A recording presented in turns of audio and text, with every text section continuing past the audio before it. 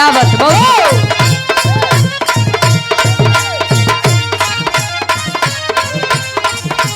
तू बंद कैले विशाल भैया, तू बंद कराओ के।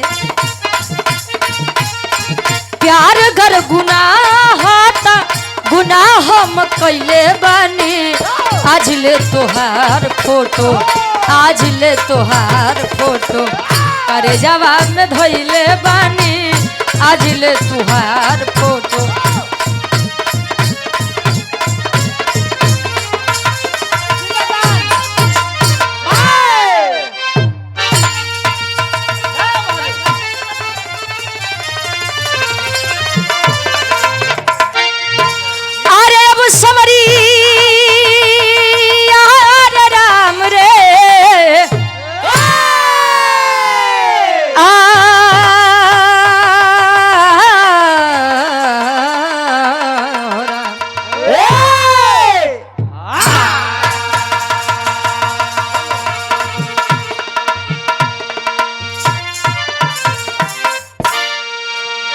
वीर होते कैसे हैं, किस लिए किसी का इतिहास गाया जाता है।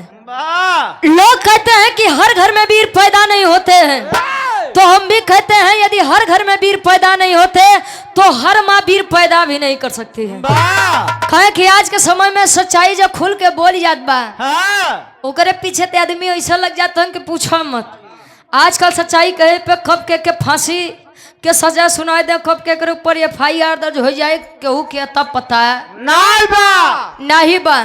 समाज में कुछ आदमी यहाँ जो खाली है नारा लगाए भैया हम संतन से का पड़ी, हम तो फकीर आदमी झोला लेके आए चले जाएंगे। ताई तनी कभी जी चार रानी भूमिका के अंदर कभी जी भाव लिखत हैं कैसे।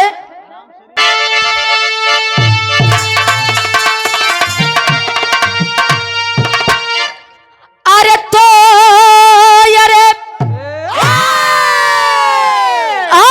जंग जो हर कब बजता बिगुल जंग में,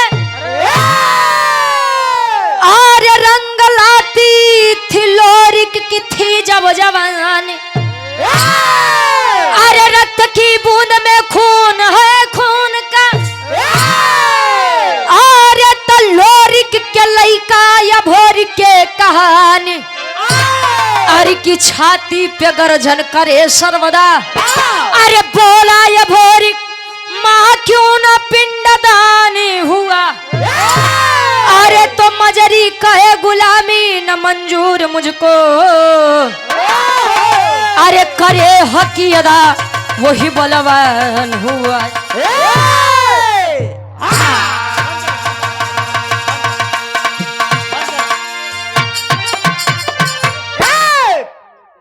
जंग जो हर का बजता बिगुल जंग में, अरे रंग लाती थी लोरिक की थी जब जवानी, रक्त की बूंद में खून है खून का, तो लोरिक के लइका या भोरिक के कहानी। बिरहा में कवि जी बड़ी सुंदर गजल के भाव लिखतन, कोनो लइका कोनो लइकी के देख के एक बात कहे, का कहे।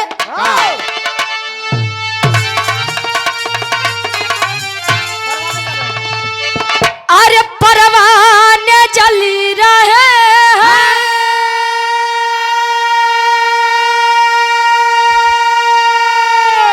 अरे परवाने जली रहे हैं तेरे इश्क में तमाम, अरे परवाने जली रहे हैं तेरे इश्क में तमाम, अरे जानम आए है, अरे जानम जरा इसी आग में, अरे जानम जरा इसी आग में, अरे खुद को जला के दे, जानम जरा इस आग में खुद को जला के दे, जानम जरा इस आग में खुद को जला के दे, जानम जरा इस आग में खुद को जला के दे। कहे परवाने जल रहे हैं तेरे इश्क में तमाम, जानम जरा इस आग में खुद को जला के देख। लेकिन पहला कबीर कहे कि रघुकुल रीति सदा चली आई, मेहरारू पर जुल्म ढाई। मेहरारून को कुल विपिताई खाली हमारे डब्लू गुरुजी समझा थे। कहे कुकुल रीति सदा चली आई, अब प्राण जाई पर वचन न जाई। पहले के लोग बतावे कि काका दादा अरे अगर मोछा पे ताव दे के कोनो बात बोल दे तो बात खातिर उम्र मिट जाओ, लेकिन बात पीछे नहीं हटे। वैसे अशोक भैया मोछा 4 प्रकार का होता। पहला मोछा जेके लोग उच्च मुछ कहते हैं, ये अपने अहिर बिरादरी और पाल बिरादरी में ज्यादा पाओ जाता है कि मोछा रखे हैं तो उताव दे के ऊपर में, जैसे हमारे मंजीत भैया रखे हैं, खैर कटवाए दे, जैसे हमारे बाबा देखा लाठी लेके बैठा है सेम, एक उच्च मुछ कहते हैं। और दूसरा नीच मुछ, जैसे मेरे डब्लू गुरु जी के बा, अशोक भैया के बा, इनकर नीचे मुआवत बा। और तीसरा गुच्छ मुछ, जवन यार से लेके यार तक काने तक लोग रखे तो कम दिखात बा। अच्छा बहरे बा। चौथा छोछ मुछ, मतलब बा लेकिन ओके आदमी साफ कोई के चलते हैं। त्याई तनी कवि जी लिखत हैं तरह से बढ़िया फर्ज बा। कैसे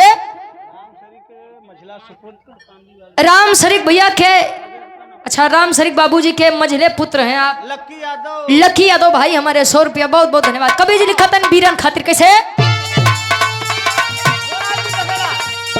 अरे बोला है वीर बघेला,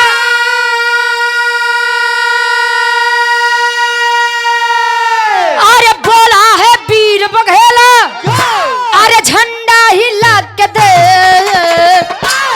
अरे बोला है वीर बघेला, अरे झंडा हिला के दे, अरे हट जाएगा समर से, अरे हट जाएगा समर से, अरे पंजा मिला के दे, हट जाएगा समर से, अरे पंजा मिला के दे, हट जाएगा समर से, अरे पंजा मिला के दे, हट जाएगा समर से, अरे पंजा मिला के दे। कहे बोला है वीर बघेला झंडा हिला के देख, हट जाएगा समर से तू पंजा मिला के। कवि जी कहानी का शुरुआत लेते हैं कैसे जौहरी छन से। आओ गुरु जी। हाँ लग गो।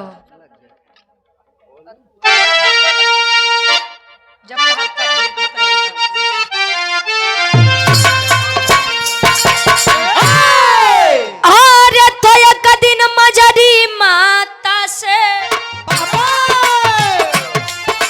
भोर कया के बोला, कब से तुम हो मां सोही, अरे अब तखिया खोला, थे पिताजी मेरे सानी, तलवार हाथ में साजे, कहने जिनके मां दुर्गा, अरे माता रही विराजे, रण दंगल में जब जाते आंगन से बहे पसीना, समर जंग के अंदर मुश्किल करते थे जीना, न वीर चुनौती सहते जो सहते वो है कमीना।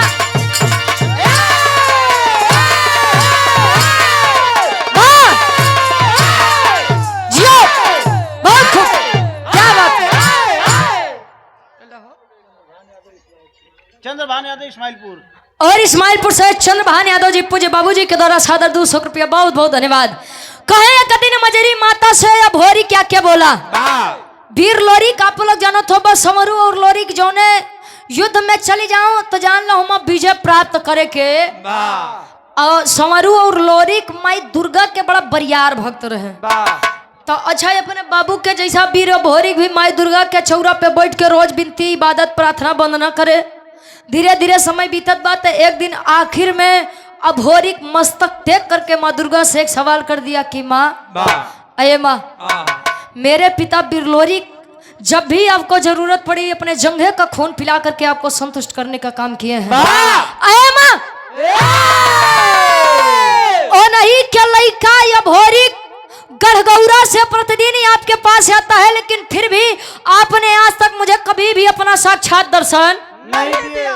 माँ दुर्गा प्रकट हुई, कही बोली बेटा भोरिक, आप वही लोग बतावत है कि जोले पुरखा पुरनिया का पिंडा नहीं पारा जात तब तक उनकर आत्मा ई धरती पे भटकत रहे।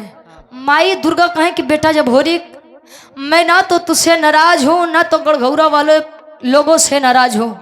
मैं खाली चिंतित हूँ, दुखित हूँ, मेरा मन बड़ा उदास रहता है। पूछ लिया वीर भोरी क्यों? कहे कि लइका रे, तोरे पिता बिरलोरी इतने बड़े भक्त थे मेरे, लेकिन आज भी उनकी आत्मा दर बदर भटकती है। क्यों? आज तक उनका किसी ने पिंडादान नहीं किया। इतनी बतिया सुन के वीर अभोरी काया है गढ़गौरा अपने माई मजरी के पास। चंद्रभान यादव जी इस्माइलपुर से पुनः बाबूजी के द्वारा 100 रुपया बहुत बहुत धन्यवाद। और जब आया गढ़गौरा में माई मजरी के पास, तब माई मजरी से सवाल कर दिया। कैसे? एक लाइन गीत लगत बा स्वर्गीय गुरु रामदेव गुरु जी वाली।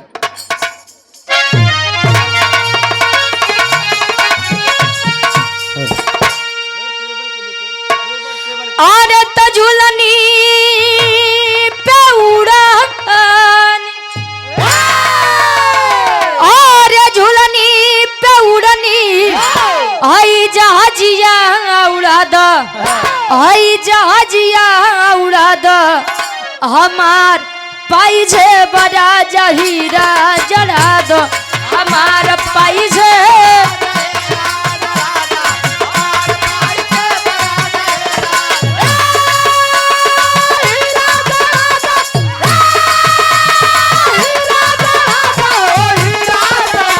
हमार पैसे बड़ा जहीरा जड़ा दो, हमार।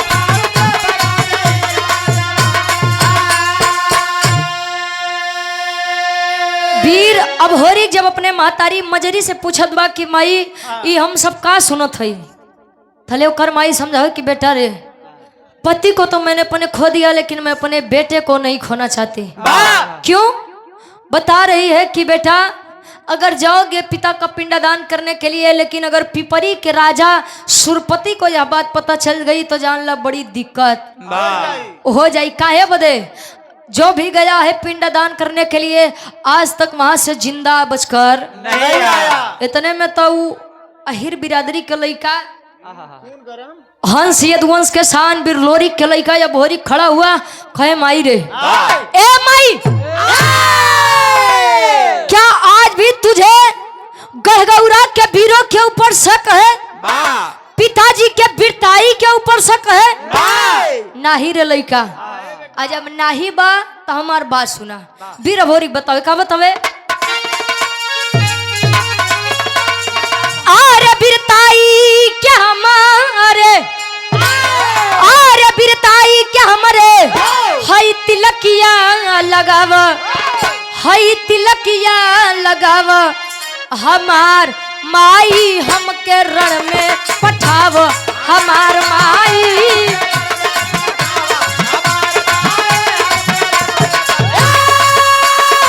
क्या बात है?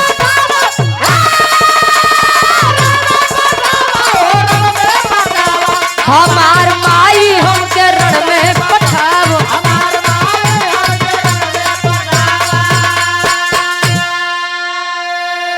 अरे बाढ़ल गुमान बाटे, अरे दुश्मन के भारी, मिटाऊ खान दान बाटे पूरी तैयारी।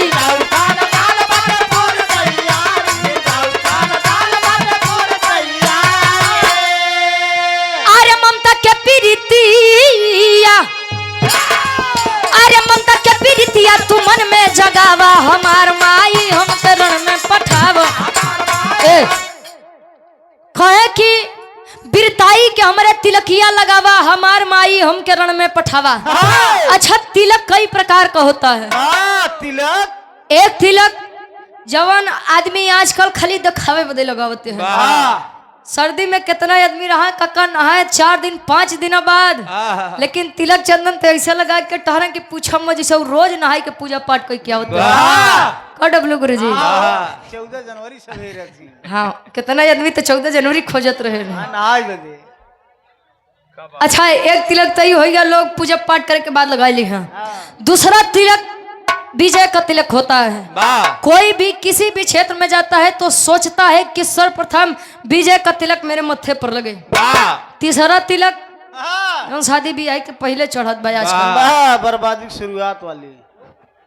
तो हर बर्बादी भय बा तो आदमियों को हो दत कहे तू ही बर्बाद हो, सबके बर्बाद करे दा।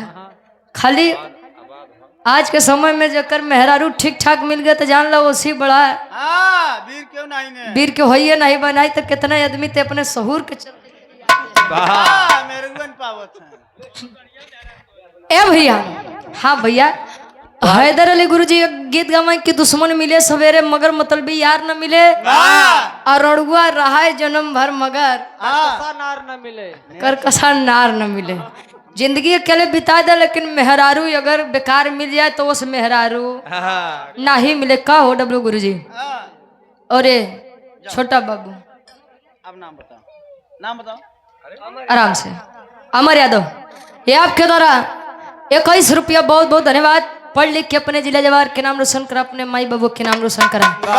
ए भैया, अपने मातारी मजरी से आशीर्वाद लेकर के 21 वर्षीय बालक चल दिया।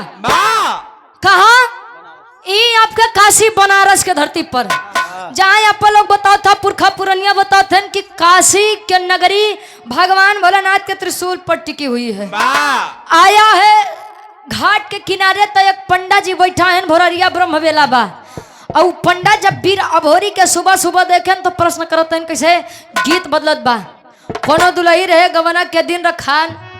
अशोक भैया, पहले के समय में लोग बतावे कि जब शादी ब्याह हो जाए तो गौना 3 साल 5 साल 7 साल 9 साल, हाँ 11 साल 13 साल 15 साल बस हो बढ़ोती आ जाई। इतना दिन बाद जाओ, और जब गवना के दिन रखा तो दुल्ही बेचारी बड़ा डेराए। पता नहीं हमका सास ससुर कैसे मिली, हाँ हमका हमार दुल्हा कैसे मिली। हमारे वो कैसे आजकल तो बेचारे सास ससुर डेराते हैं कि हमका पतो हो कैसे मिली। पता नहीं महीना 2 महीना लड़के के साथे रह दे कि अलग कह दे। और उससे ज्यादा तो हमारे भैया लोग डराते हैं। पता नहीं महीना 2 महीना जिए दे कि नीला ड्रम में डाल दी। कवि जी लिखत है लड़की बतावे पर सखी सहेली से का बतावे।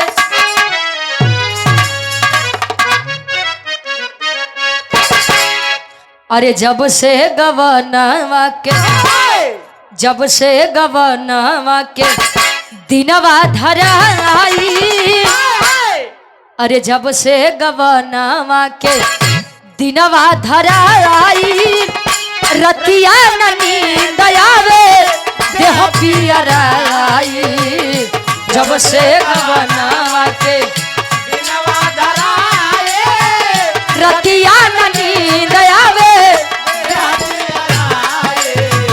जब से गवनवा के। लेकिन आया है काशी बनारस के धरती पर शशिधर पंडा पूछे तो इनका पूछे करे पिंडदान भोरी, करे पिंडदान भोरी बनारस में आया। शशिधर पंडा से बात लड़ाया, बनारस में आया।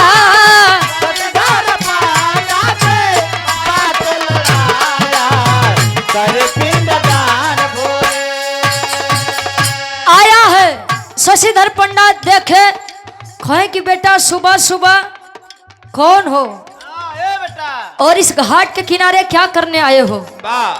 अब होरी बताया कि मैं गढ़गौरा से आया, वीर लोरी का बेटा हूँ अभोरी। शशिधर पंडा अखिया फाड़ के देखो, रे बेटा तू वीर लोरी के लड़का है, का बात बा? ई घाट पे कोने काम बदे आए है? कोनो हमरे लायक सेवा होखे तो बता। कहे कि बाबा मेरे पिता बिरलोरी अभी संसार में नहीं रहे, उन्हीं का पिंडदान करने के लिए इस धरती पर आया हूँ। तले शशिधर पंडा जे तारीफ करते हुए शशिधर पंडा कहे कि ये बेटा आज तो तू चाहे लोरी के लड़का होवा चाहे अशोक लाल के हो कहे अब तू चाहे जकर लड़का हुआ। अब हमार तोहार जान पहचान खत्म। कहे बदे कहे जो बेटा अबे तोर खेले खाए के उम्र बा, निकल ले बेटा चल। अबे खेला खा, युद्ध झगड़ा लड़ाई के फेरा में मत पड़। काहे बदे कहे जब ना ही मन बा तो सुना बताओ तई काहे बदे समझाओती का बतावे।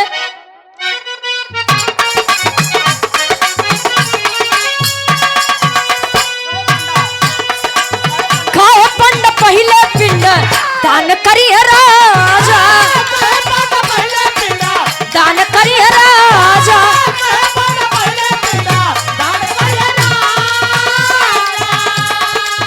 जबरदस्ती करबा बच्चा रण में मारा जाबा।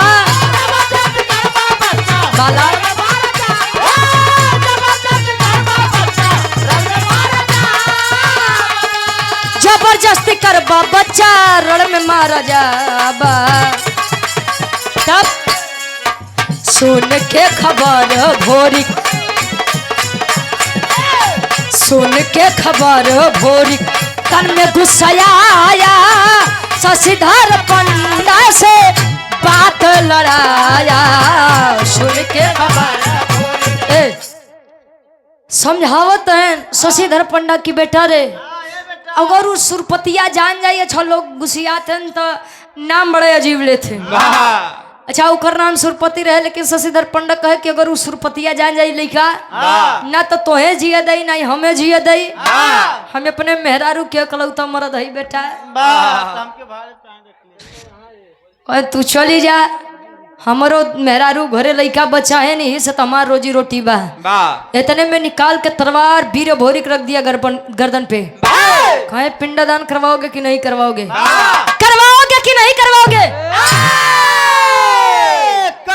कि ना करवाओगे? शुद्ध बा। कहे बोल करवाओगे कि नहीं करवाओगे? शशिधर पंडा बेचारा खड़ा बा, लगा निहुरो धीरे धीरे लगा चिउरे। कहे रे बाप रे, आगे कुआं पीछे खाई। अरे कौने कहती हम जाई? अरे राम हम कोने ओरिया जाई। पिंडादान नहीं करवा दे तो ई के मतलब वीर भोरी के मार दे। पिंडादान करवा दूंगा तो पिपरी का राजा सुरपति मार देगा। कहे बेटा शशिधर जवान सामने पड़ा बा, पहले ओके देखा नहीं तो महीने नहीं जीव तो सुरपति के का जवाब देबा। कहे बेटा तलवार नीचे रख, बैठ, पिंडादान हम करवोबे। पिंडादान अच्छा करवा दिया। धीरे धीरे दोनों में बातचीत होत बा। अच्छा पिंडादान हो गया बीर लोरी के। यार के बाद त्यारे छोड़ा बीर लोरी के लइका या भोरी और शशिधर पंडा आपस में विचार करते हैं। कहना अच्छा बाबा ये बतावा इस सुरपति आके एकर बड़ा दहशत सुने ही है कि बेटा पूछ मत, बड़ा अत्याचारी राजा बा। जे केहू भी पिंडदान करे आवत हो के बिना मारे यहाँ से ना ही जा दे। अच्छा होत बा टेरी के भाव लगत बा। कहे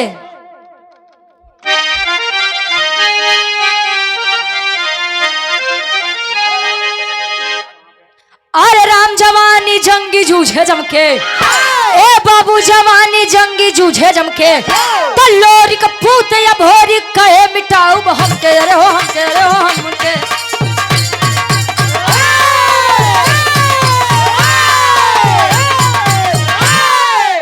लोरी का पूत या भोरी कहे मिटाऊ हमके, जवानी जंगी जूझे जमके।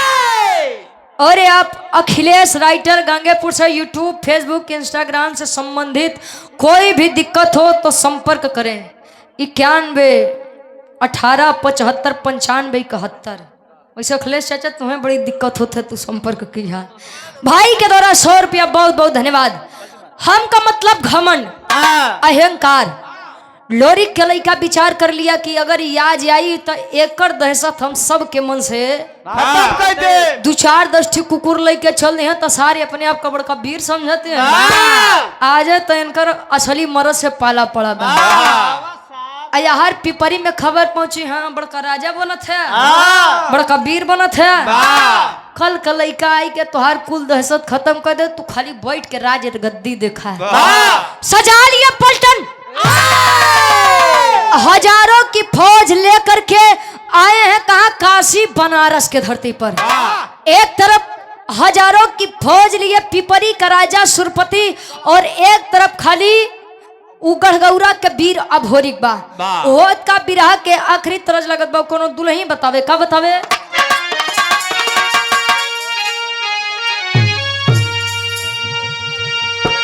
आरे सासु मारे तनवा,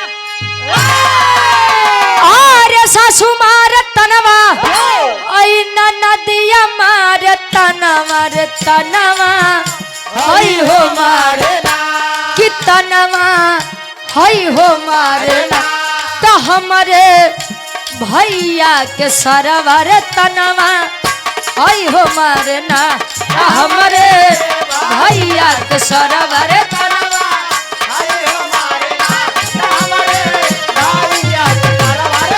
भैया हारन डाउन करा, हारन हारन हारन के आवाज कम करा। लेकिन लोरिक के पुतवा गरजा, लोरिक के पुतवा गरजा वीर बलवनवा जनवा अरि के मरबना त जनवा अरि के मरबना त कूदा जंग मैदानवा रे जनवा अरि के मरबना कूदा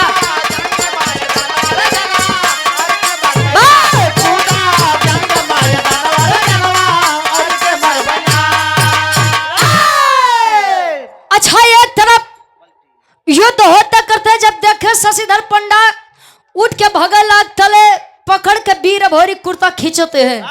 कहाँ कहाँ चल दी है, बराबर के हिस्सेदारी है। हम जाब तो तू जाबा, हम नहीं जाब तो तू नहीं जाबा। अच्छा युद्ध बा होत बा, अच्छा मारत कटत मारत कटत मारत कटत मारत कटत मारत कटत मारत कटत बस। अच्छा पहुंचते हैं चाचा। अच्छा जब पहुंचे 10-20 सेना जब बची तो लगन सुरपति के गरियावे कहे ना सारे तब पागल रहे जो ने करे सार के चक्कर में मर गए। हम लोग इतना पागल थोड़ी है, जे जैसा बा जहां बा तहां लेट गए गुरु जी। टिका हो गया भैया और 100 रुपए का सम्मान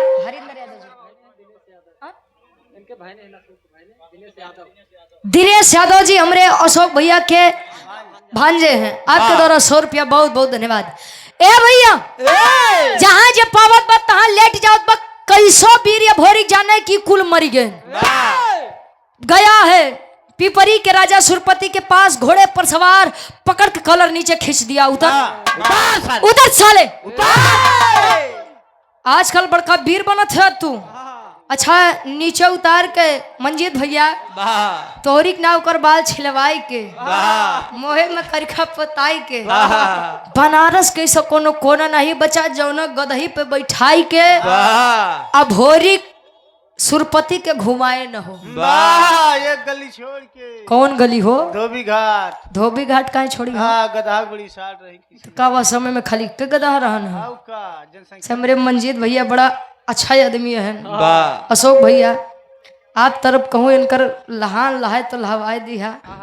इनकर कहना बा कि दहेज इनका कुछ नहीं चाहिए, खाली गधा और गदही के जोड़ा दिया दिया। बाकी बियाह अपने आप कैली हाँ नहीं मिली तब तो लागत बा मंजीत भैया के दही पियरी नहीं लागी।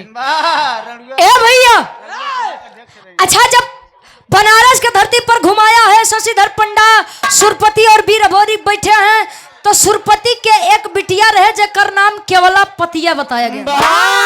केवला काहे कोनो दिक्कत बका है? केवला पतिया वीर अभोरी के वीरताई पर मन ही मन प्रसन्न थी। लेकिन जब जाने कि वह वीर अभोरी क्या है हमारे बाऊ के बनी बनाई इज्जत कुल नाश कर दी है। अब तो सोच ली है कि अब तो दुल्हा बनबा तू ही बनबा नहीं तो हमार दुल्हा क्यों बनी होनी ना।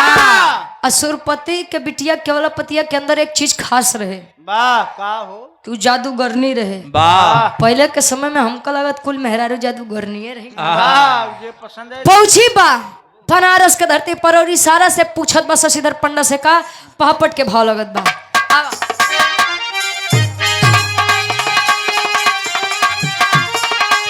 अरे आई केवला पतिया बन हसी न जी न मुश्किल बा।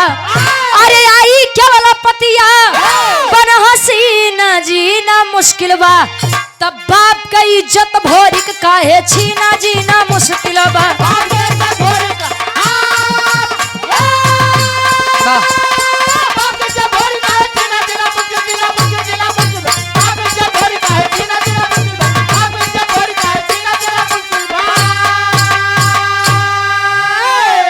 अरे जादू चलाई दिहली सुगना बनाई हो पिजरा में कैद करके पिपरी लेके आई हो। अरे कहे कुंवारी जी अब नहीं तहर बिना जीना मुश्किल बा। तब बाप के इज्जत भोरी काहे छीना जीना मुश्किल बा। आई है केवला पतिया, इशारा में शशिधर पंडा से बतियावे कि बाबा के उ वीर के बा कि हमरे बाऊ के बनी बनाई इज्जत कुल नाश कर दी है। शशिधर पंडा मार सीना चौड़ा कह के बोला कि हे बा इहे भाई किस वर्षीय बालक जे तोरे बाऊ के केहो लाए नहीं छोड़े।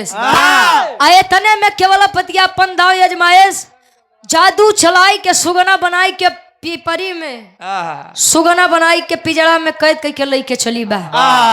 एक बात रहे डब्लू गुरुजी, जब तक दिन रहे तब तक वीर भोरी सुगना बना रहा मिठू मियां।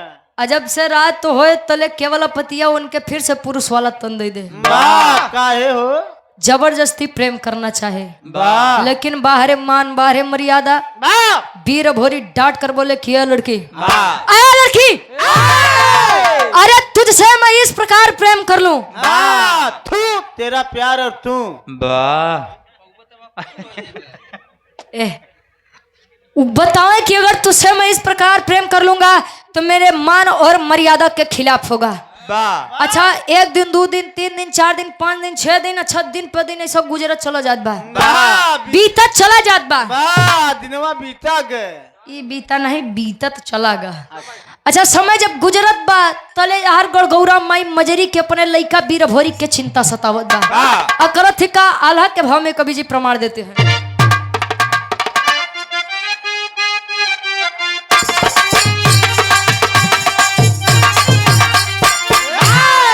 अरे तड़े पहली मजरी माता गौरा के नगरिया,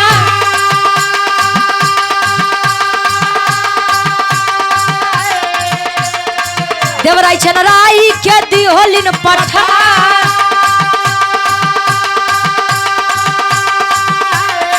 धीरे धीरे आई गईले काशी के धरतिया,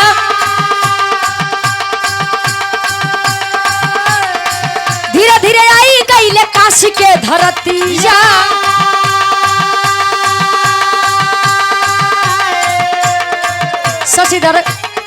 शशिधर पंडा हो गईलन बेटा,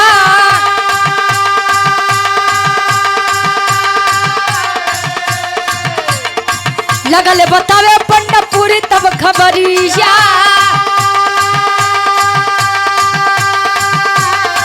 लगल बतावे पंडा पूरी तब खबरिया।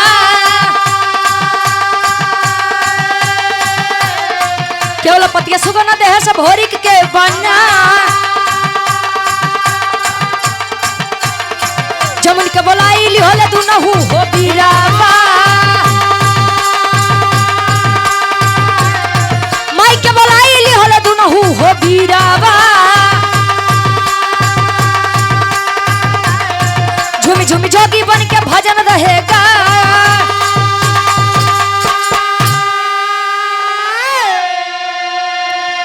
माई मजरी बुलावो तेंदू वीर देवराई और चनराई निकले हैं अपने भाई के खोज में, अभोरी के खोज में।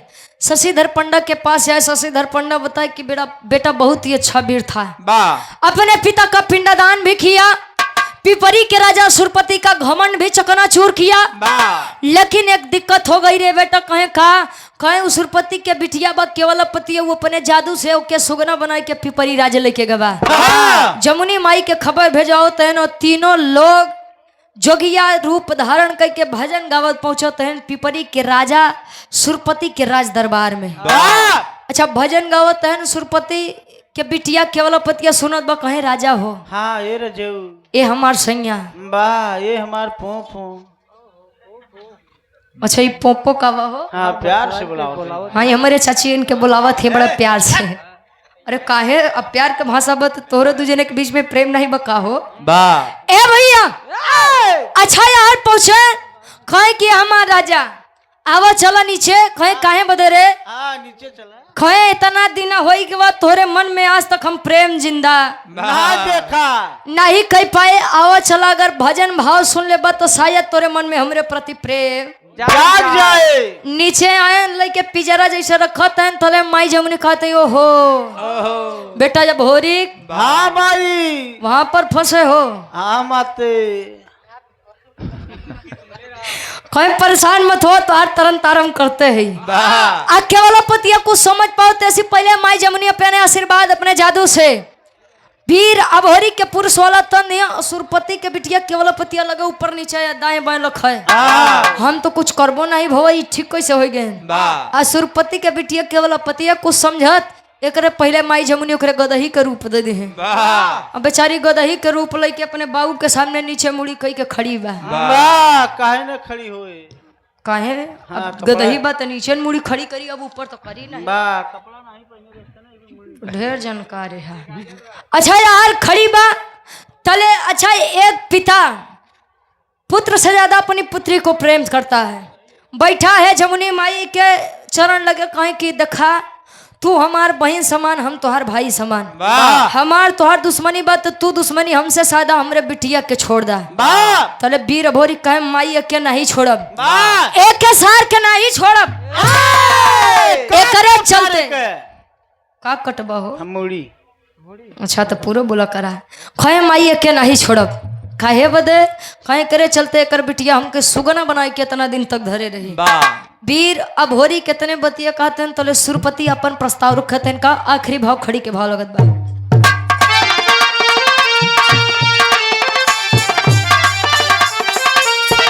अरे माने गलती जमुनी के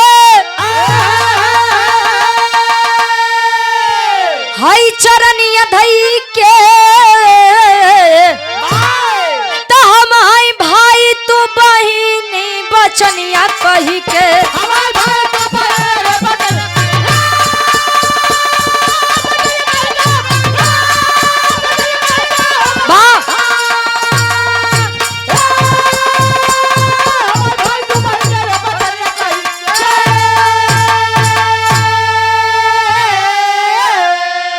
कहे माने गलती जमुनी के चरनिया दई के, तो हम आए भाई तू बहिनी वचनिया कह के अपन गलती स्वीकार करत हन कि आज के बाद ऐसा गलती कबो नहीं हुई।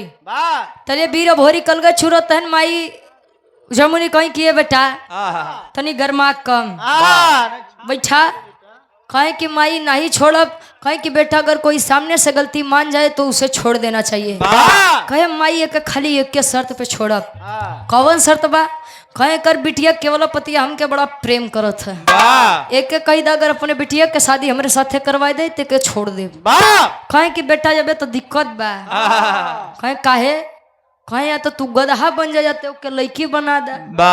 अब तू लड़का उ गदही तो कहाँ से मेल खाई? जोड़ खाबन करे। जमुनी माई कहीं परेशान मत हो, अब केहू के गदहा गदही बने के जरूरत नहीं। माई जमुनी अपने आशीर्वाद से ठीक कर दे तो होत का वही पिपरी के राज में। अरे केवल पति अभोरी के हो गईली हो शादी, तो शिव भोरी पैदा भइले पिपरी मिली आजादी।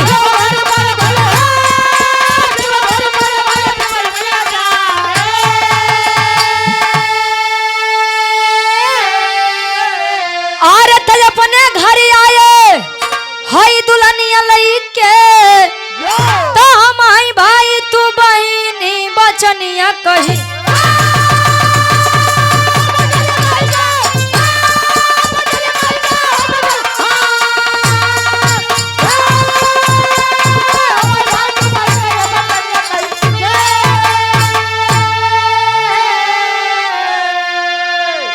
मुक्त हुई है उस तन से।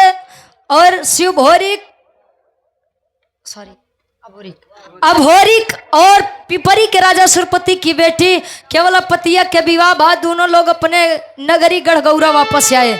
धीरे धीरे समय बीता, दोनों के प्रेम से, दोनों के संबंध से, दोनों के संयोग से एक बच्चे का जन्म हुआ जिसका नाम शिव भोरिक बताया गया। कुबई के लड़का बिरलोरी का समरू, बिरलोरी के लड़का या भोरिक और भोरिक के लड़का शिव भोरिक। लड़का अपने बाबू के पिंडा दानो भी करवाई दिहेस, राजा के घमंड भी तोड़ दिहेस। अब मेहरुओ पाई के अपने नगरी वापस या बदे वीर जो ने कामे में चली जाए तो या तो रास्ता खत्म हो जाए या तो नया रास्ता मिलिए जाए। कहो मंजीत भैया, ये हमारे बिरहा के शीर्षक रहे लोरी के पिंडा दान और शिव भोरी के शादी। आखिरी में खानदान के परिचय बा। गुरु बिहारी, गुरु गणेश, गुरु रामलाल गुड़कारी, स्वर्ग बसे चंदिका कवि, बच्चन जी बने पुजारी हो।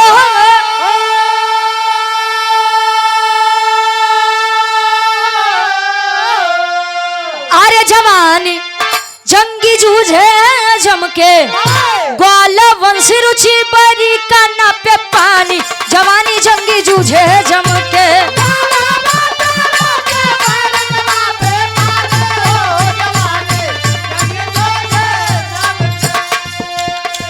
मुझे प्यार की जिंदगी देने वाले मुझे प्यार की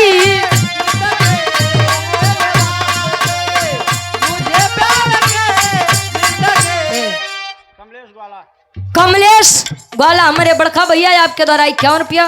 अच्छा बहुत बहुत धन्यवाद आशीर्वाद के चाह रहे हैं।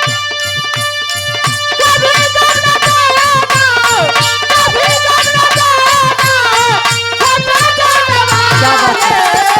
मुझे प्यार की जिंदगी देने वाले मुझे प्यार की जिंदगी मुझे प्यार की जिंदगी देने वाले बहुत बहुत धन्यवाद।